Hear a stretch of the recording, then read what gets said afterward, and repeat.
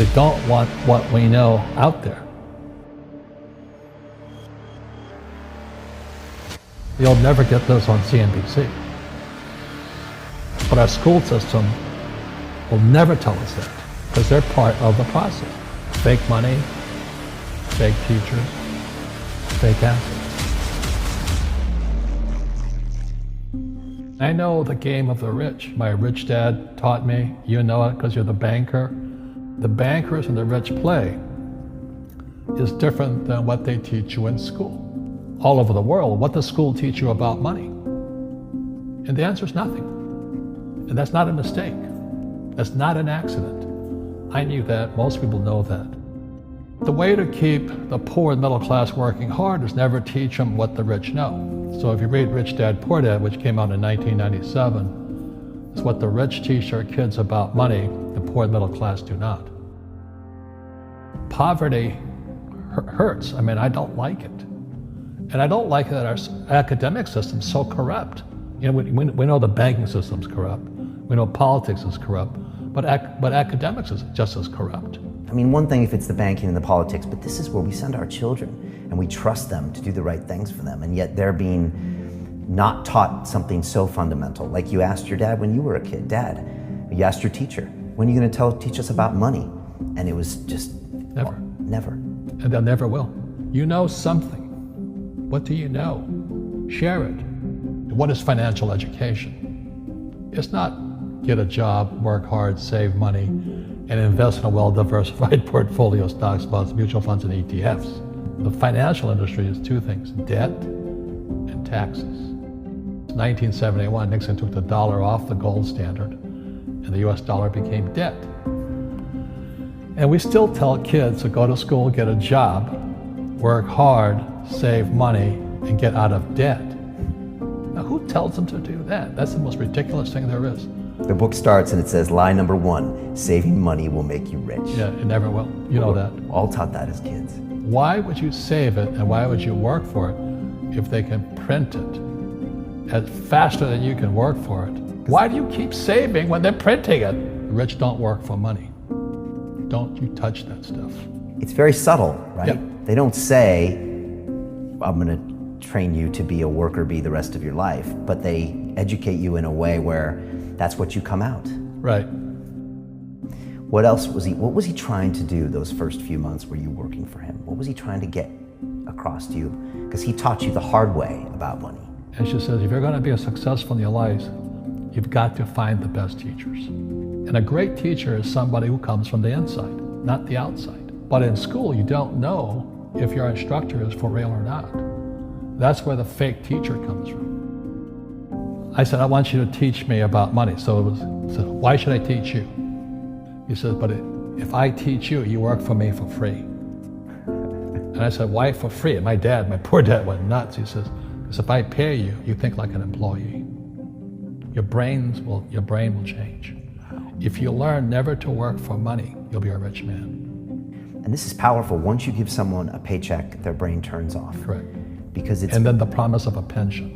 Right. And job security. Which is kind of a paycheck in disguise. Correct. After you stop working. Give the man a fish, eats for the day, teach him to fish, eats for a lifetime. And most poor people confuse assets for liabilities. They think their home is an asset, it's actually a liability. Right. An asset is a noun, like a house. Cash flow is a verb. So to understand if it's an asset or liability, it takes a noun plus verb. So if the cash is flowing out of your pocket, it's a liability. If the cash is flowing into your pocket, asset, verb, it's an asset. So I own 7,000 rental properties.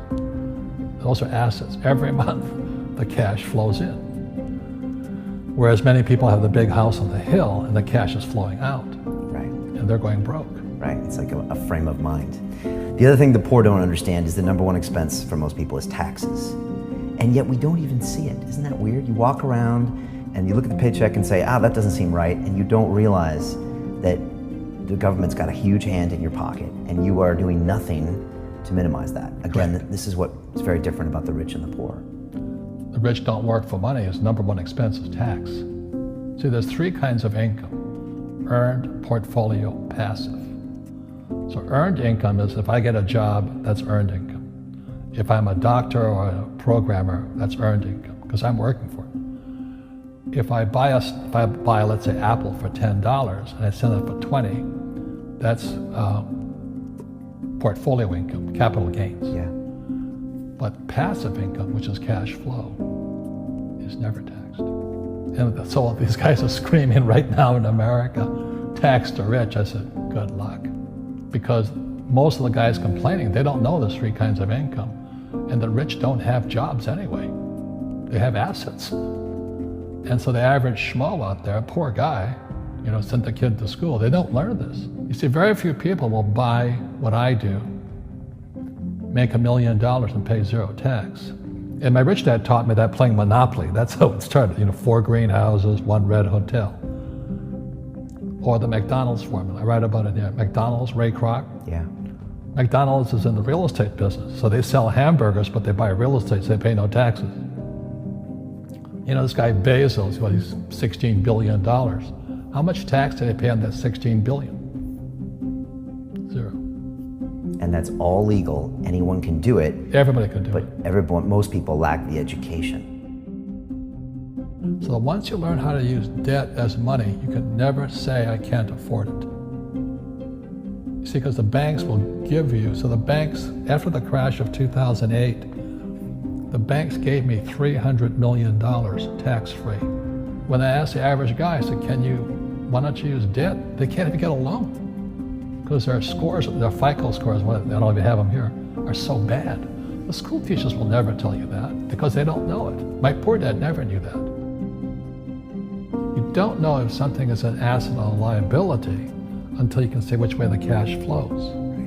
So a house is an asset or liability. Well, if it's taking money from your pocket, it's liability. If it's putting money in your pocket, it's an asset. The US government wants me to provide housing, wants me to provide jobs, wants me to borrow money because that's how money is created through debt. I get huge tax breaks. Everybody can do the same thing if they had the financial education to do it. If people understood the tax code, we'd be more prosperous. But can poverty be passed through genetically? Yes. Because it's some type of way of thinking. It's an attitude. An attitude. It's very simple. When people ask me, how do I stop it? I just say, never say, I can't afford it. Ask yourself, how can I? The reason I have so much money is because I don't say I can't do it. I just go, how can I do it? And I just go and do it. I make a lot of mistakes, but that's how I learn. How can I? The poor people, like my poor dad, always said, I can't afford it. Do you think I'm made of money? I'm a school teacher. I can't do that. And I picked that up. And my rich dad never said those words. So when I meet poor people, they use the words I can't a lot. So the people that say, I can't afford it, I can't do this, I can't get to college, the rich are evil, I choose not to participate in that. And that's one thing people could change today. Correct. Right now is that dialogue in their head. Stop saying the word can't. I can't. Right.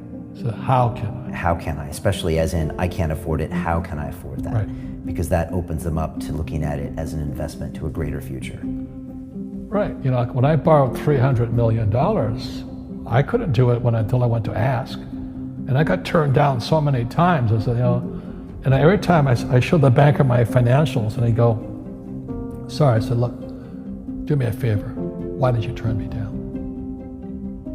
And he'd tell me, this is out, the numbers are out here. So if I get these numbers fixed, can I come see you again? He goes, sure. So it's called rejection. Same as my wife rejected me for 6 months.